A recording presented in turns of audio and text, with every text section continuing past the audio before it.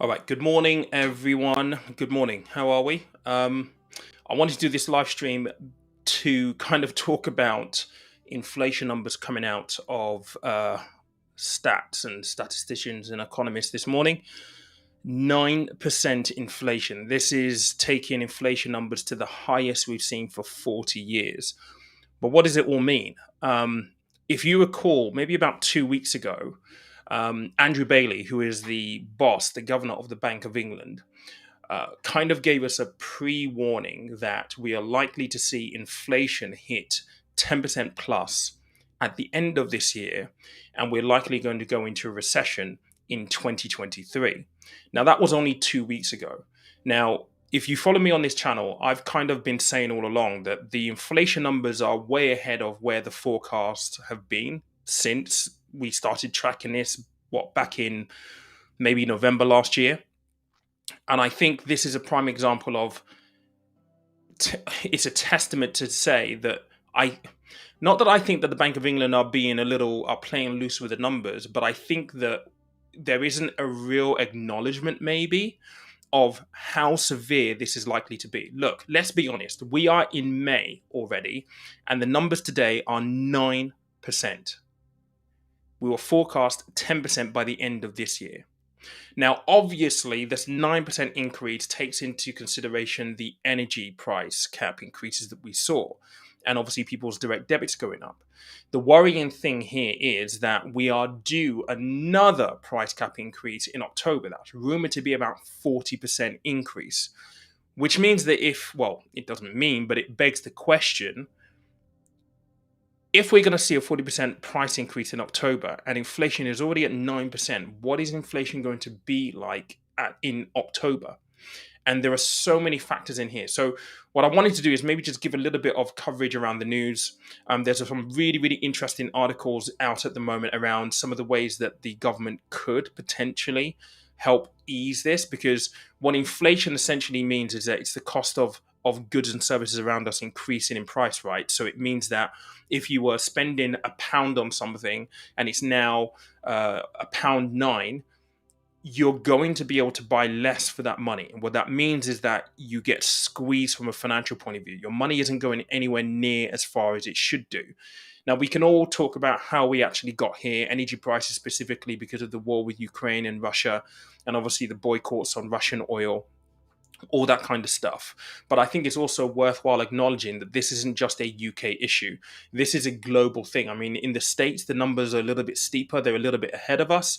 But typically what happens in the States does have ramifications across the world. So the bigger questions become, and I've spoken about this before on the channel, and I think it's really, really, really important for anyone watching this either live right now or on replay, that if you are in a mortgage, you need to seriously consider taking action. Because if the inflation rate is at 9% right now, the Bank of England has to do something.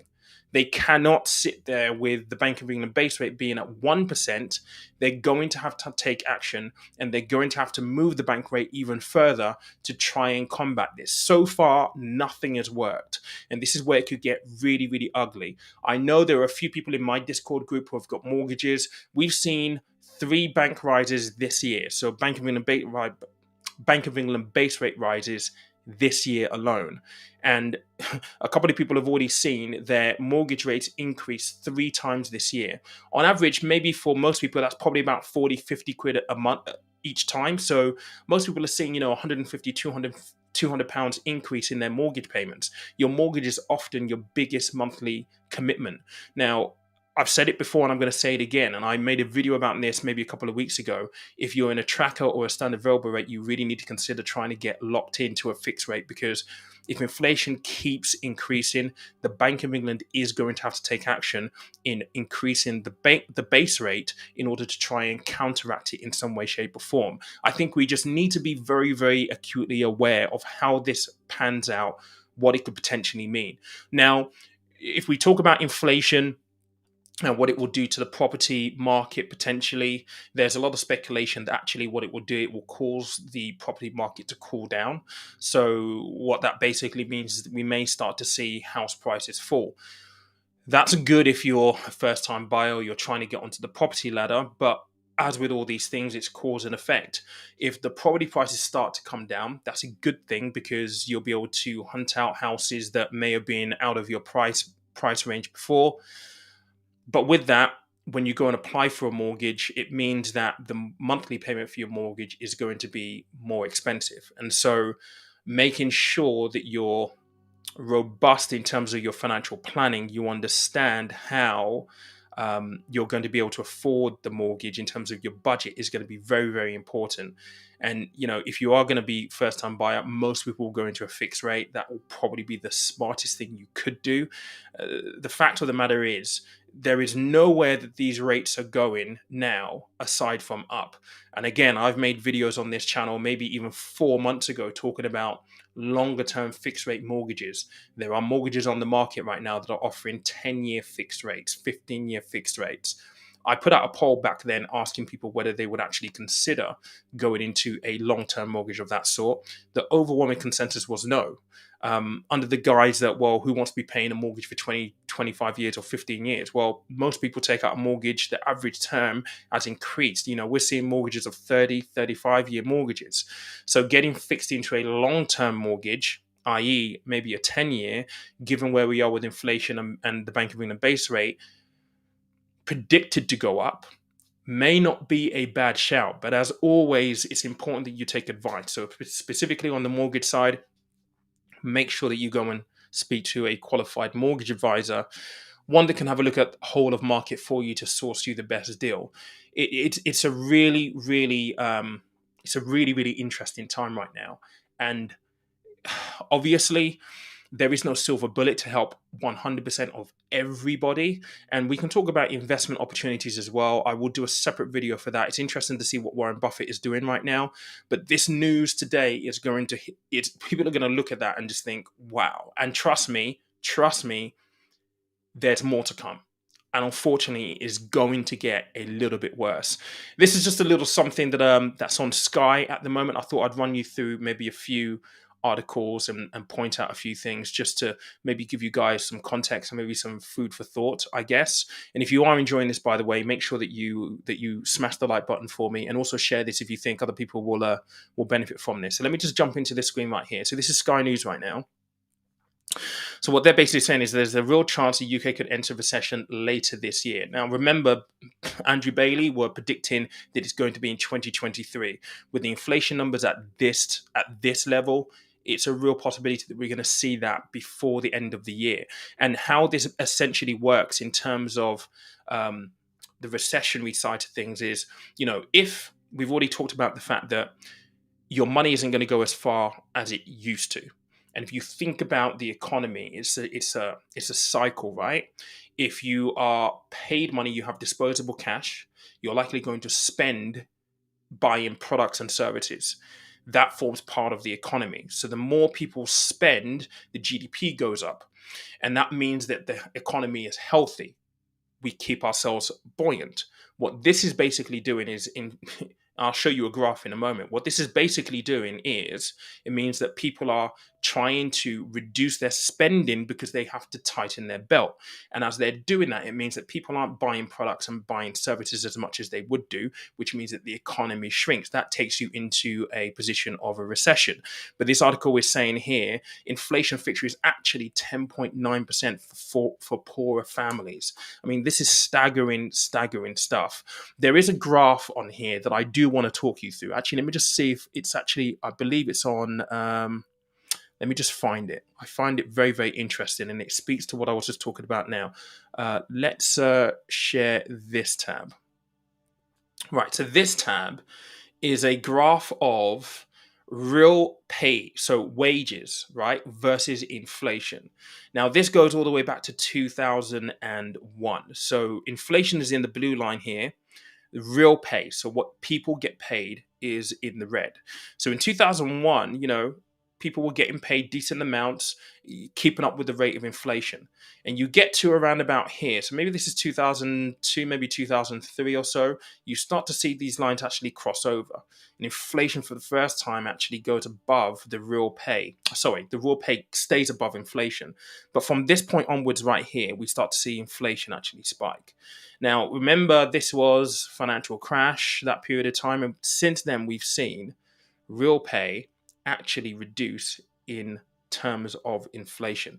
It wasn't until recently that we kind of saw this around about here, that real pay kind of increased quite a bit. But just look at this, and this is why it hurts so much right now, guys.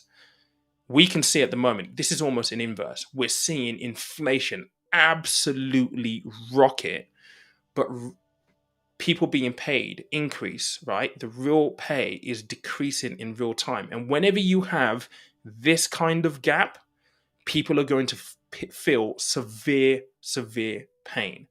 And, all the way through, kind of like maybe last year or so, if you've watched any of the lives that I did with Gary Stevenson, it's interesting watching his Twitter this morning. And let me see if I can actually get his Twitter tweet up. Because with Gary and I, we started speaking about the fact that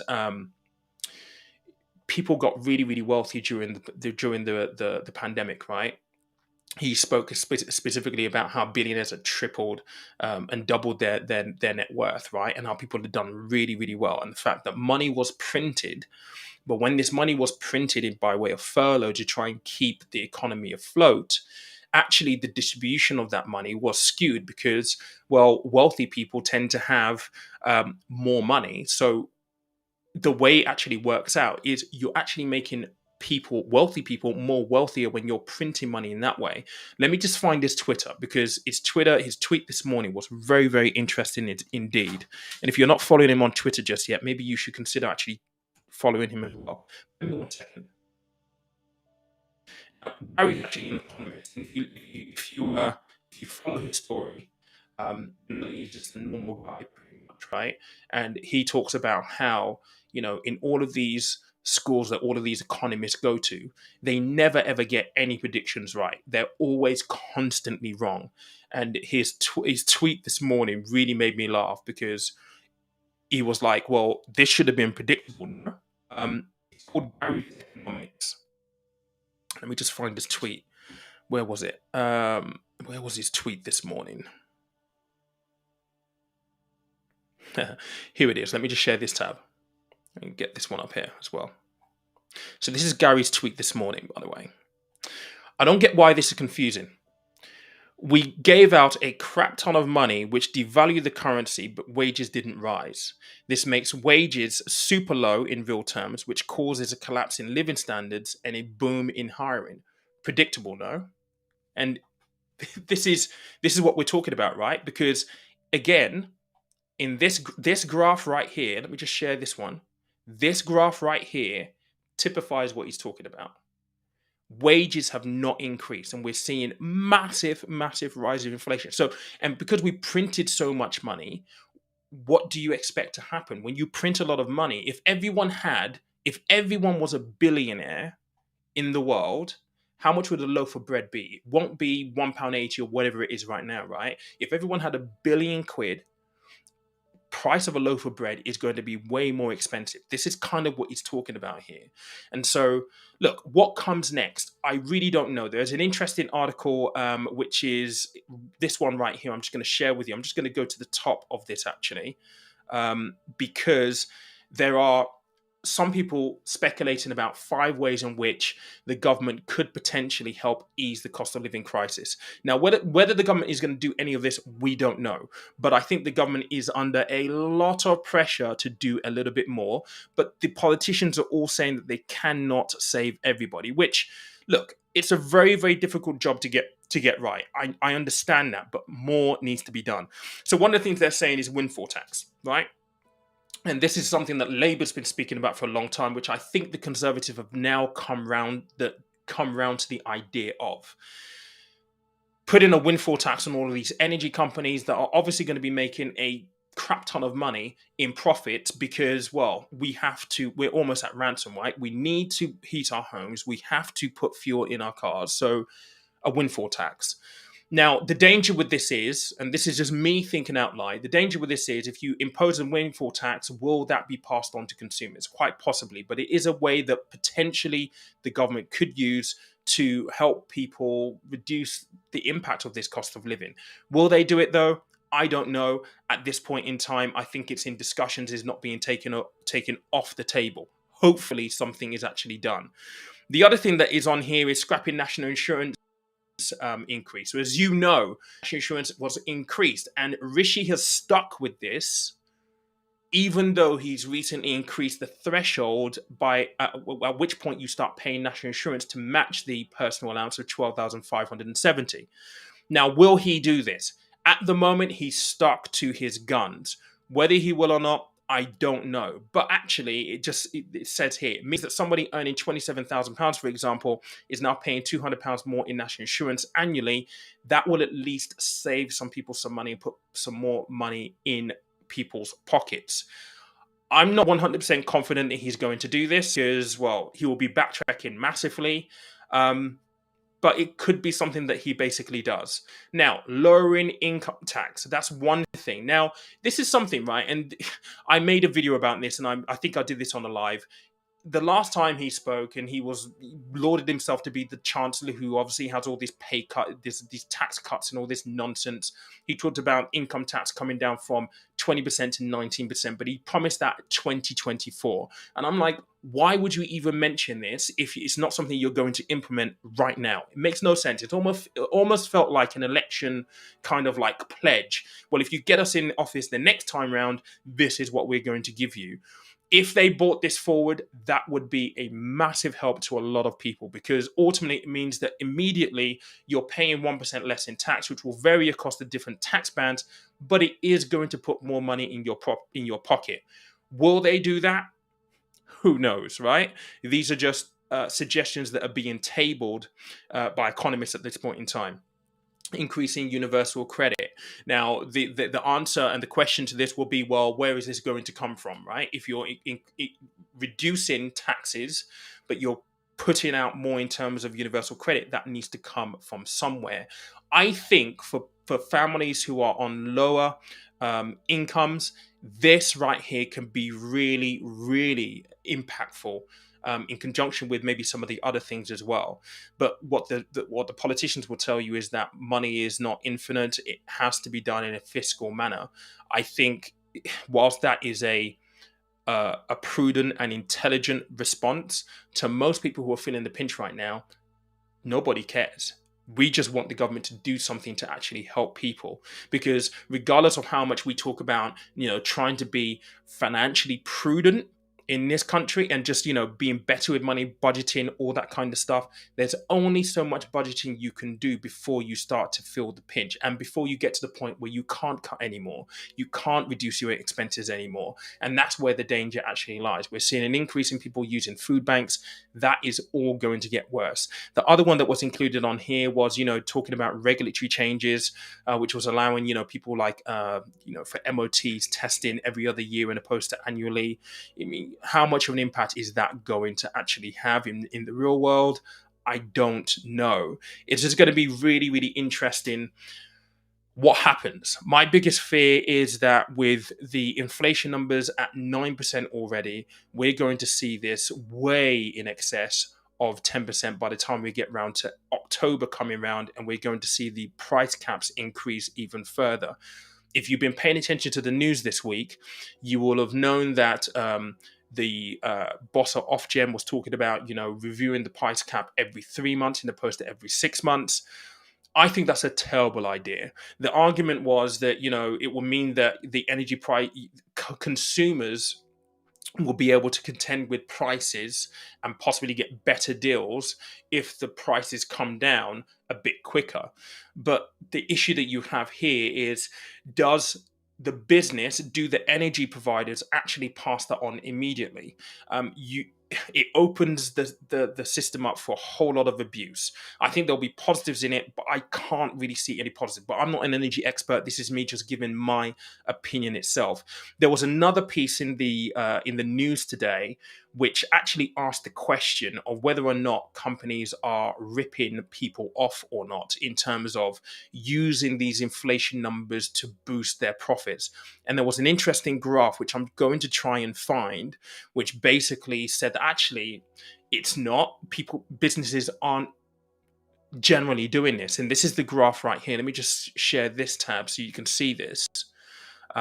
So this is a graph which basically talks about the price of goods and the price is the cost to business.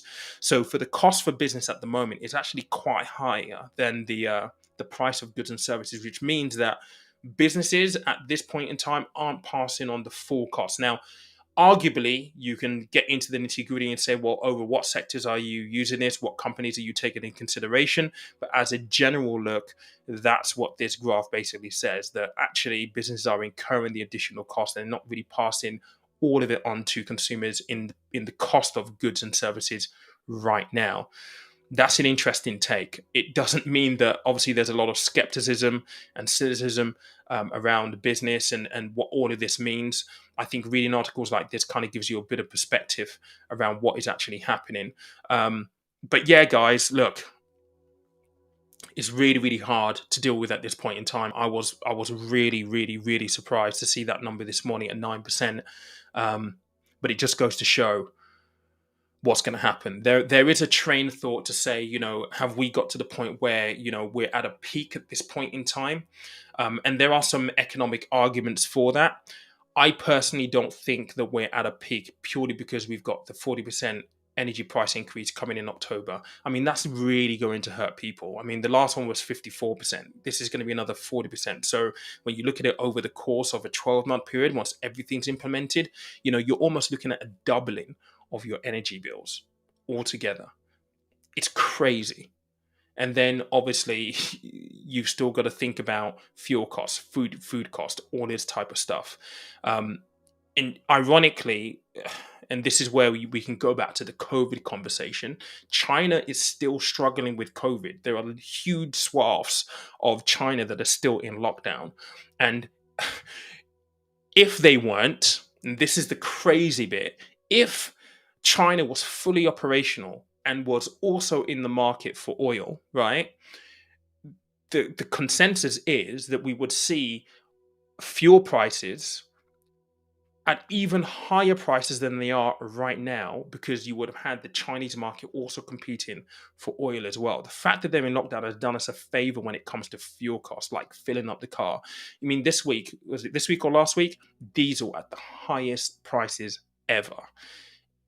Things could get really, really bad moving forward from here. So yes, some of the fundamentals that we talk about here on the channel are really, really important. Obviously, I'm doing secret spenders at the moment on channel 4. We talk about, the basics, like really having a look at your finances and trying to tighten your belt. I know it's not a silver bullet. It's not going to help everybody, but it's really important to pay attention to where your money is actually going right now. It really, really is. And I wish I could say more than that. I really, really do. I mean, things that we talked about on the show was, you need to start thinking about if you are entitled to any benefits, because 15 billion quid goes unclaimed each year in benefits because people don't know what they're entitled to.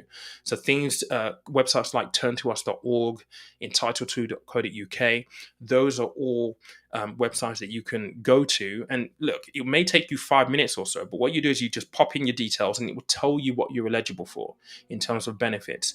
If you need that help, go and get that help. I made a video last week where the British Gas Energy Trust are offering help to people, 750 quid. Now, I had some people being really cynical in the comment sections talking about, well, I'm sure this is going to be used to unearth people who already owe them money. It's like, seriously?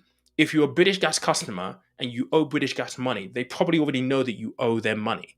So this is about helping. And, it's almost like damned if they do, damned if they don't.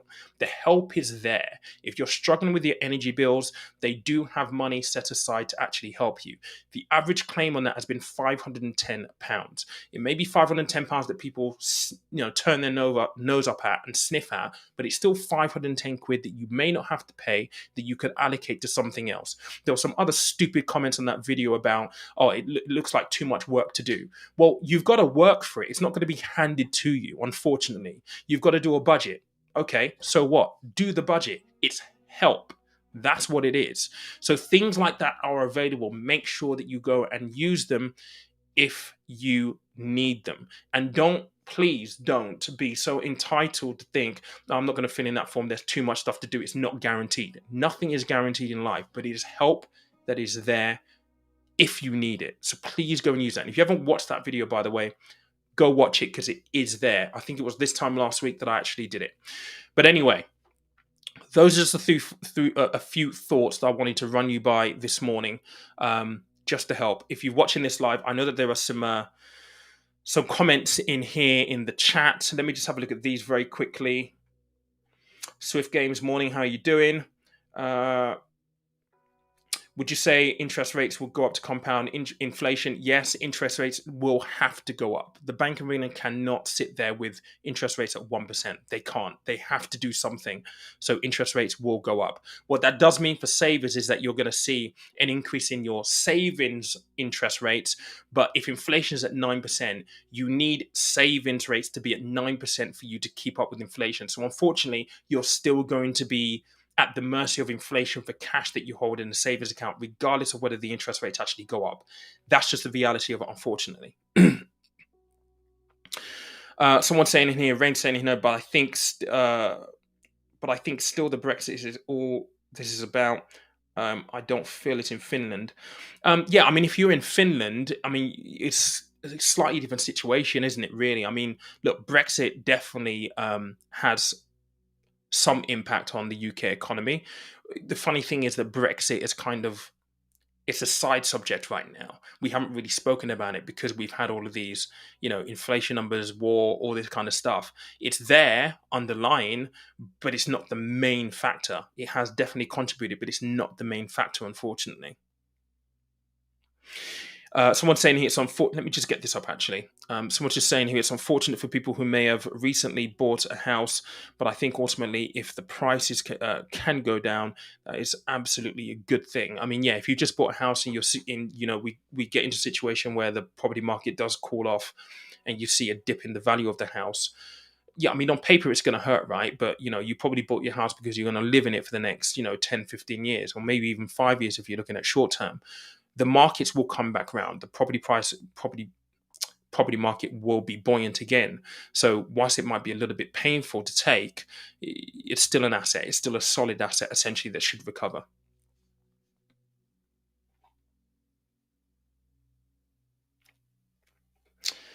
Yeah, someone was saying there, COVID bounce back? Yeah, possibly. Well, I wouldn't say that because the bounce back loans, if that's what you were referring to, wasn't really available to everybody. If you owned a business, I mean, I owned a business at the time, but I didn't take it because I didn't need it.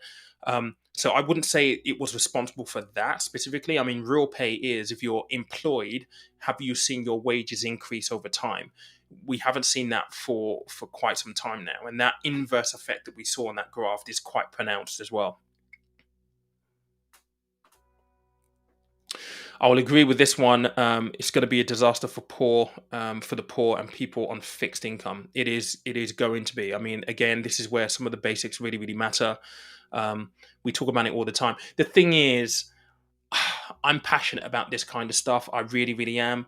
But at the same time, I'm acutely aware that, budgeting is great and all that. But seriously, there's only so much you can cut. And, we listened to MPs on Sky. I think it was even, day before yesterday, talking about, people may need to go and get, second jobs. And that isn't a nice thing to hear. And it doesn't offer any real help. But what do you do when you've cut so much, right? and there's nowhere else to cut, the next thing is to try and see if you can earn more income. And it's really, really hard to be able to get people to be in a position where you've actually got to take another job. You've got to, work even harder when you're already working hard. It's, yeah, it's just, I don't know. It's horrible. Hope you're okay with those hard times for investors. Is the UK in a situation with high imported inflation, and the pound versus dollar rate could make things worse? And out of Bank of England areas of action. Uh, I mean, from the investor's point of view, we are seeing the pound drop against the dollar, obviously. So that's going to impact any investments that you have on US earnings and stuff. But I need to do a video specifically on investments and opportunities within a recession on investments specifically. I mean, if you look at what Warren Buffett is doing right now, I mean, he's buying a whole load of energy companies, and I've got a video plan for that. It's crazy. But again, I've mentioned this on this channel. Again, I don't look. I try and talk sense on this channel, and a lot of the time it can be deemed as boring. But I did a video where I talked about what stocks you should be buying or could consider or should consider buying in a recession. What kind of companies tend to do well? The sectors that I've mentioned are the sectors that Warren Buffett has been buying. Why? Because the fundamentals and the basics actually make sense. If you're going to be buying companies in an environment where everything is going up, right, and people are tightening their belts, well, naturally, you should go and buy companies where their service or their product is essential to you surviving. You don't have any choice but to pay these companies. It almost feels like it's a ransom situation, but those are the companies you go and buy. What has Warren Buffett been doing? He's been buying those companies. He sunk something like £41 billion into the market in Q1, looking at opportunities. I will do a video separately on that. But now, yes, there are opportunities, particularly in the investing side. There are massive opportunities if you position yourself right. And I'm looking at my own portfolio and what I'm going to do personally. I kind of have an idea of what I'm going to do. I'm probably going to do a large lump sum investment into a couple of sectors, into a couple of, not couple of companies, but into sectors specific that I know should do well in recessionary periods. I'll do a video on that separately. But, yes, there's doom and gloom, but for those people who do have extra cash and want to utilize it, want to take this as an opportunity to make a little bit of money, there are definitely opportunities there as well. I love this because this person always does this reminds. Again, please do like the video. It will help other people see it as well, who might watch this on replay. It's really, really good for the YouTube algorithm, essentially. So if people are worried about 9% inflation and they think, and you think that maybe some of the stuff that I've talked about here might be useful, then yeah, giving a thumbs up will mean that the YouTube algorithm is likely to push this video to those people as well, especially if they're searching for it too.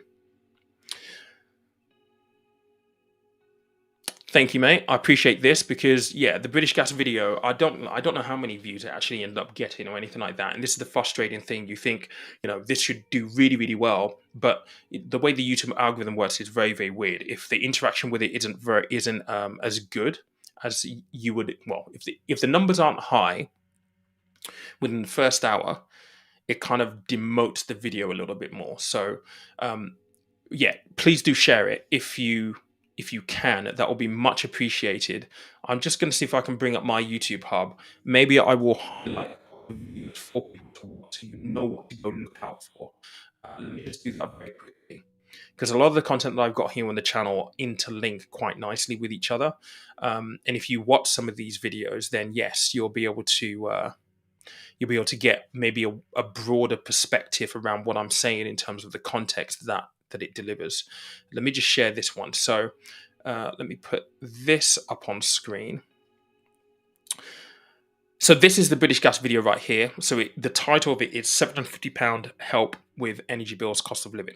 So go watch that one if you need a little bit of help with your bills, if you're with British Gas specifically. Now, in that video, it did say in the article that I shared that you didn't have to be a British Gas customer. But I believe now they've made it exclusive to British Gas customers. So if you are a British Gas customer, or you know anyone who is a British Gas customer struggling with energy bills, this video would be really, really useful for them. And if you could share it, that would be absolutely amazing. But, I published this on the 10th of May, which was that was last week. And I can't see how many views. I might have to widen this screen a little bit. How many views has that currently got? I would like to think that it would have gone out to more people, but just over 1,000 views at the moment. So if you can share that, that would be absolutely amazing. That would be great. Another video that I think might be useful for you is this one right here. So it's got the pink thumbnail, how stocks perform during recessions. So this looks at, during recessionary periods, how do stocks perform before, during, and after a recession? It goes back through historic data and tells us, through all of the various recessions, what has it actually done. Now, obviously, it's no indication to future performance, but it does give you an idea of maybe what you could expect in those moments. Another video, I'm just trying to think of where the video was where I spoke about specific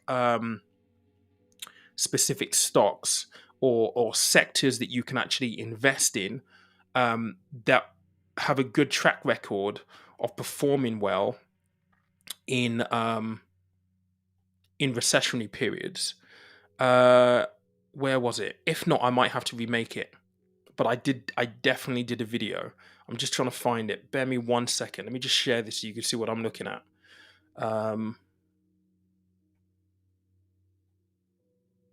This one might be good. Do this now. How to inflation proof yourself. That will be a really good video. It's very, very topical, and it will be relevant to the time right now.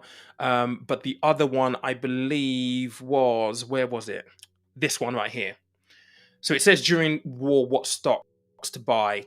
That one will talk you through sectors and stuff like that. Examples of companies. Again, don't go buy those exact companies because it's not meant to be financial advice, but it will give you a basis to maybe do a little bit of research from.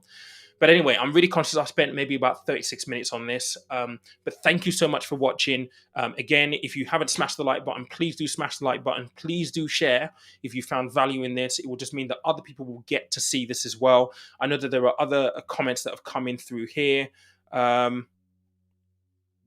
If you do want to see more videos like this, by the way, where I talk about news and maybe give a little bit of insight and some context to kind of maybe help you make sense of what's in the news, then by all means let me know, because I'll happily jump on, do a live like this where I can maybe give some nuance or some context to some of these things.